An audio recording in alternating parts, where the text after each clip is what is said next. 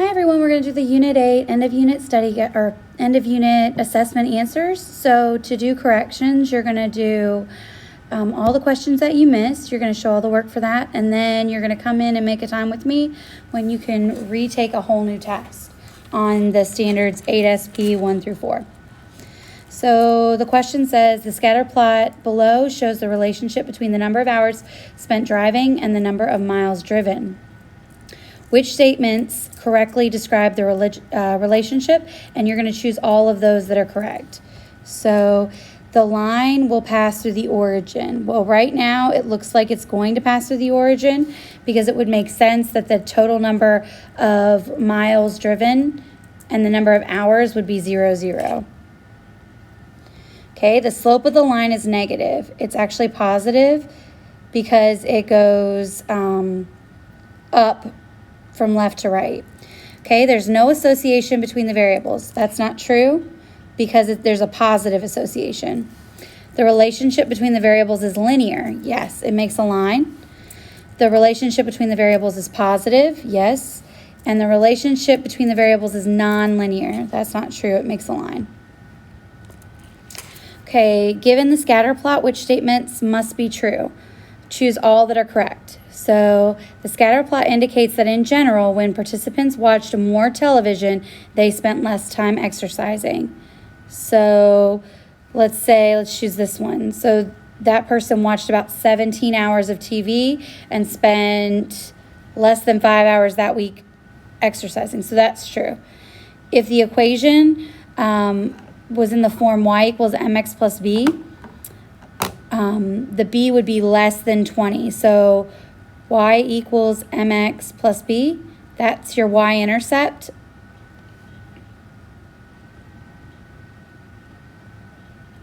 So I know that my y-intercept is going to be somewhere up here, so that's not true. There was one individual in the study that watched more than 20 hours of TV each week. Well, that's true. There was one individual. The data shows, shown in the scatter plot, do not lie along a line. Well, that's not true because if you look at the data, it definitely trends downwards, creating a line. Okay, which scatter plots show a non-linear association? So non-linear means it's not going to make a line. So A is correct. And even B is kind of showing a line. E is correct. Okay, all of these points have been graphed. Which points would be considered an outlier if it was also graphed in the scatter plot? So I'm going to pull up my Desmos.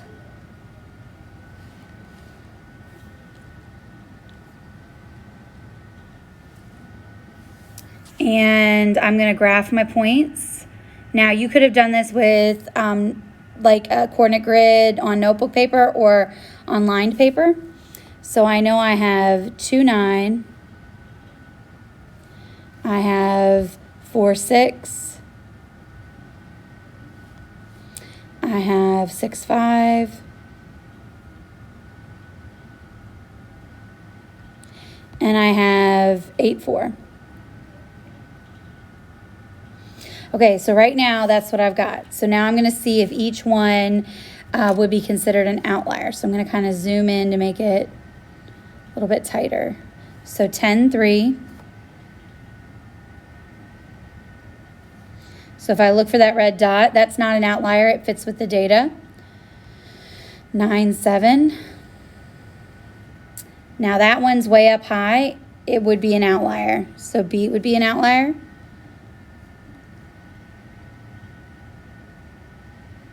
8, 3. Okay, that fits with the data. So if you look at it, even though it's below another point, it still fits with the data. Because remember, a scatter plot's not going to make a perfect straight line. You're going to have your line of best fit. 5, 5 fits with the data because it's this blue dot right here.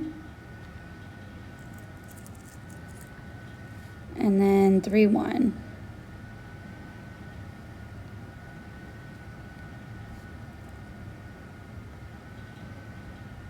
3-1 is definitely an outlier. So B and E should have been your answers for that one. Okay, principal measures the weight of different numbers of textbooks, and he finds in the storage room, and then he drew a line of best fit. So they want to know what the slope of the line would be.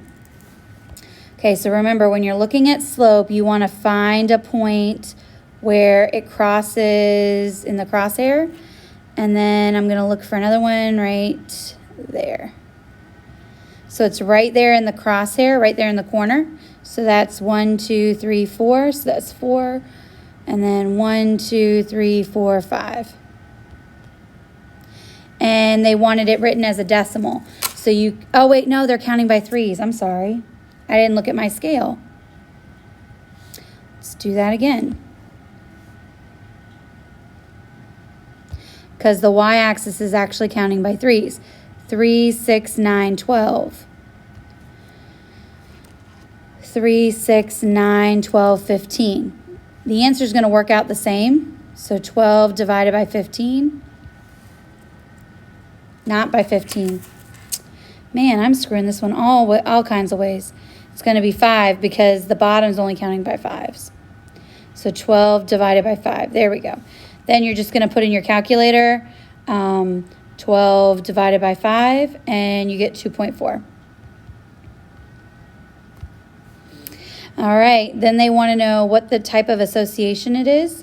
So grid A is a positive association because it's going up from left to right.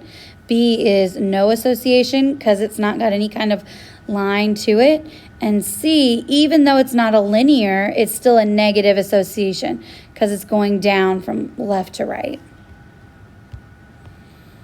All right, each day for 2 weeks, Howard recorded the values of 2 variables, and we've got S is the number of students ahead of him in the lunch line, and M is the number of minutes between when he got his food and sat down. So they gave us an equation that they wrote for the line of best fit, and they want to know if there are 52 students ahead of Howard, how many minutes should it take him before he sits down? So I've got 1/4 times 52 plus 1, because M stands for minutes, S stands for students. So 52 divided by 4 is 13. Plus 1 is going to give me 14 minutes.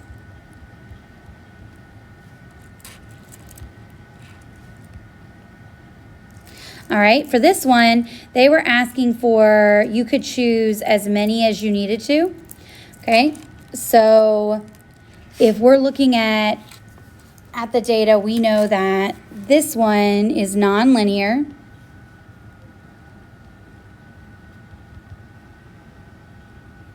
We know that it has an outlier.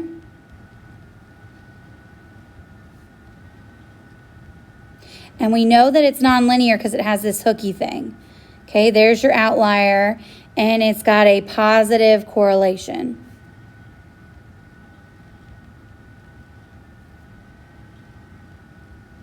So those were the 3 you were supposed to pick for the first one.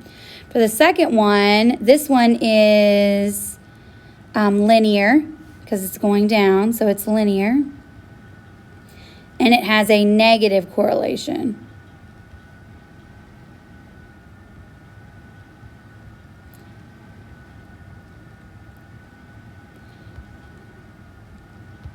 And then this last one, it has clustering right there.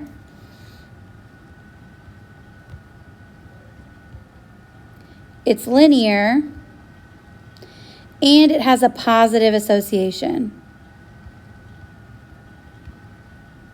So even though I chose, you could choose some of them more than once. And I think that hung some of you up. All right, for the next one, it says a car rental company charges $18 plus 50 cents for each mile driven. So they're going to charge me $18 plus 50 cents for every mile.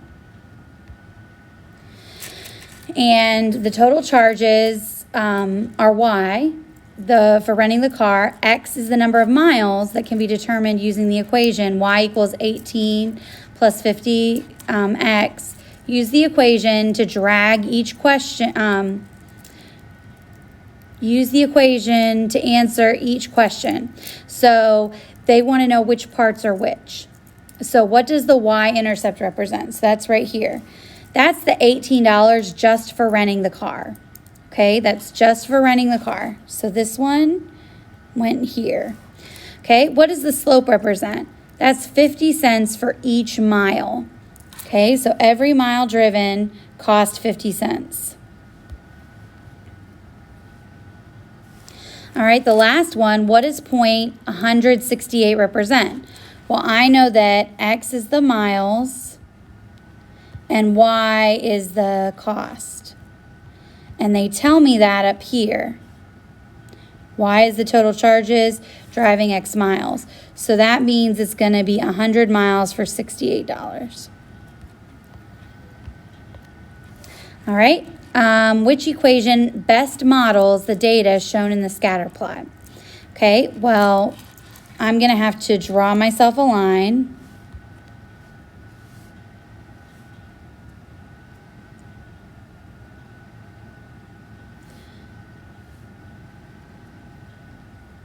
Okay, so there's my line, and I'm going to look at what I can use to eliminate. All my y-intercepts are different, right? All of them are different, and it looks like they're counting by 25s. So I know it can't be this one because 60 would be above 50, and that's not true. I know it can't be 5 because that's too close. So I'm stuck between y equals 4x plus 35 and y equals 3x plus 10. Well, I know that 35 would be up here, so it has to be A. Let's see about the slope. So that's 25, 50, 75. And then they're counting by 5s, 5, 10, 15.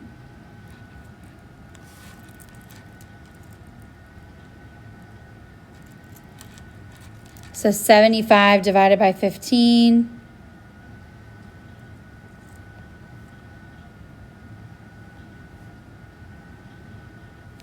That gets me a slope of 5. None of these are 5, so that's not going to help me. Okay, so I would go with A based on the y-intercepts. Okay, for this one, a group of students were asked about the math club and the literature club, and they gave us partial results. We know that of the students in the math club, 67% are not in the literature club. So this is 67.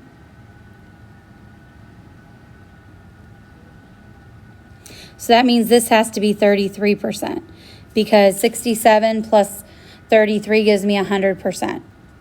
Then it says the students in the math club that are not in the math club, 78% are not in the literature club.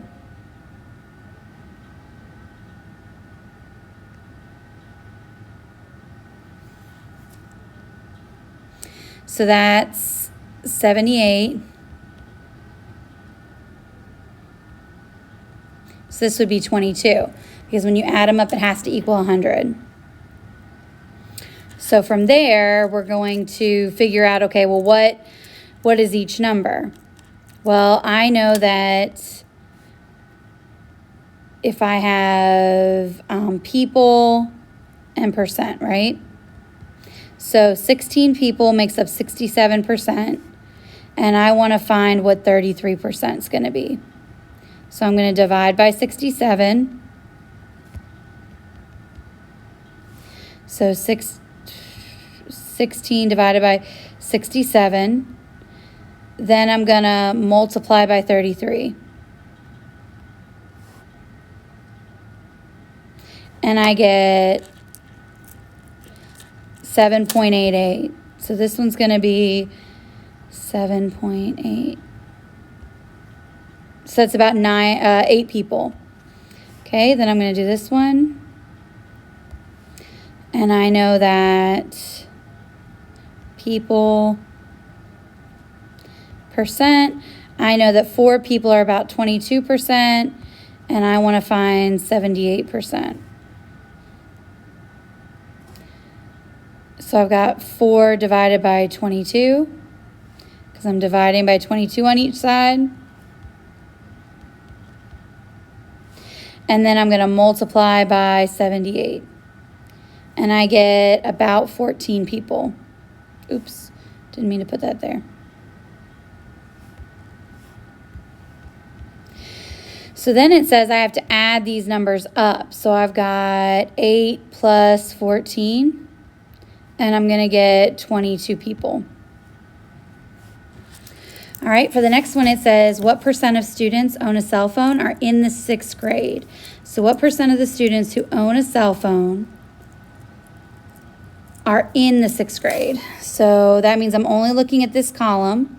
So that's 95 out of, I'm going to add up my numbers. So 95 plus 103 plus 110. 308.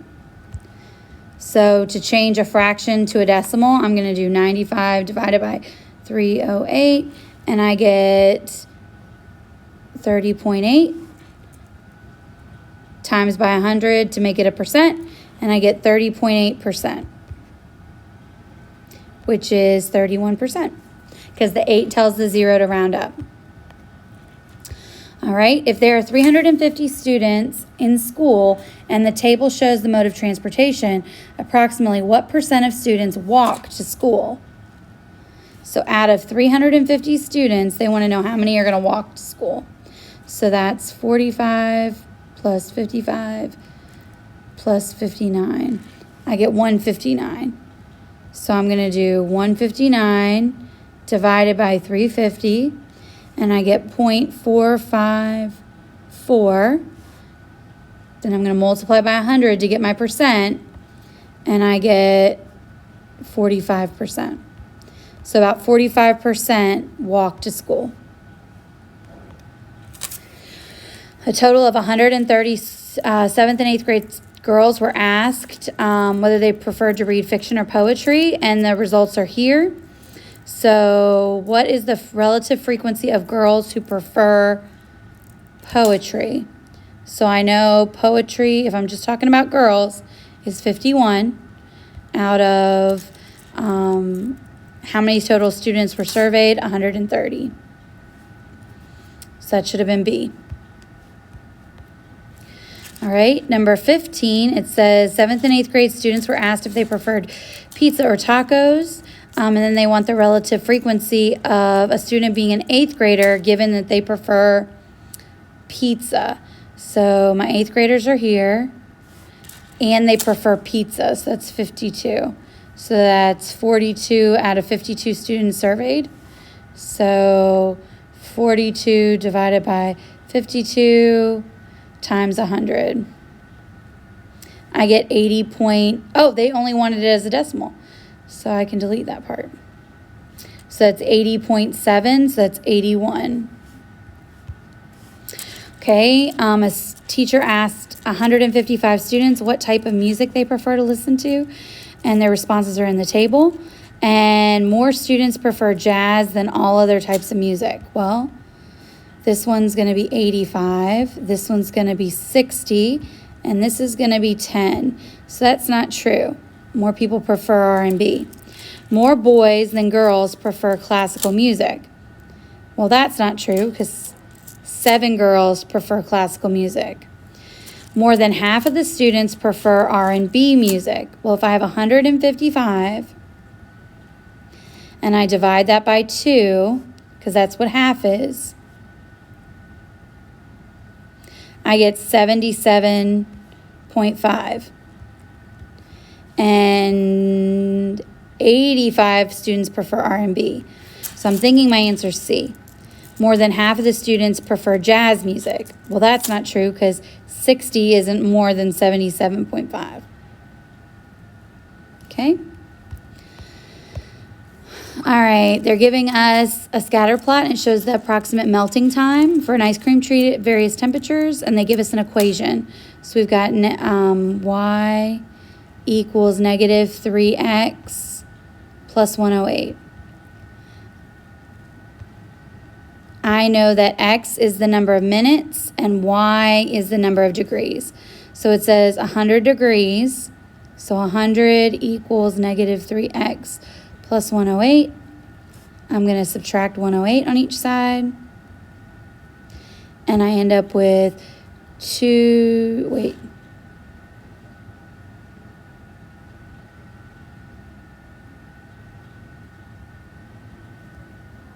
I'm going to end up with 8 equals negative 3X. Divide by 3. So X equals, what's 8 divided by 3? 2.6. So that's about 2.5 minutes. All right, they're showing me an Olympic team, and they're looking at 5 archers. Each member has an average score, and they want to know which equation best models the data.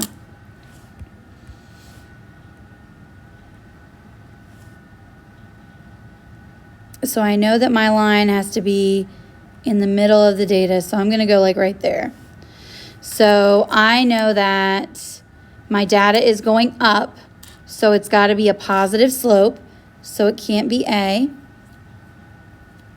And I know my y-intercept is around 50, so that means it's got to be C. Okay, this one, Simon has been tracking his weight for the past 5 months. He recorded his initial weight and his weight at the end of the month. Which statement describes Simon's weight over the 5 months? Okay, so we've got to think about what's happening over the 5 months. So we've got, they're counting by 5s, 5, 10, 15, 20, 25. And then 2 blocks represent 1. So it's 1, 2, 3, 4, 5. So Simon lost 5 pounds each month.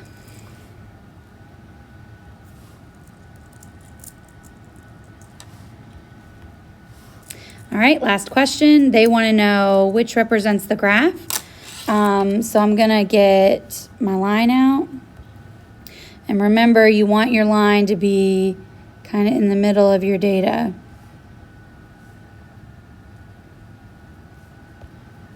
All right, so that's about the middle of it. I know that it's a negative slope. And then I know my y-intercept is somewhere between 1,500 and 2,000. So if I look at it, I know that I'm going to have to work on the slope of my line.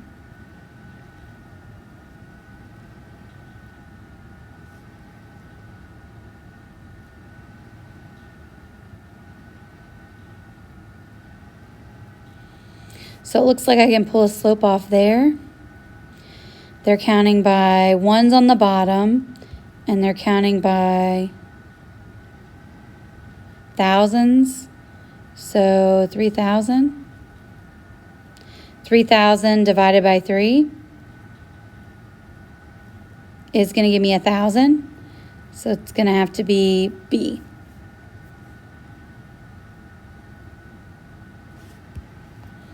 All right, if you have any other questions that before you take the test, let me know. I'll be glad to work with you. Have a great rest of your day. Bye.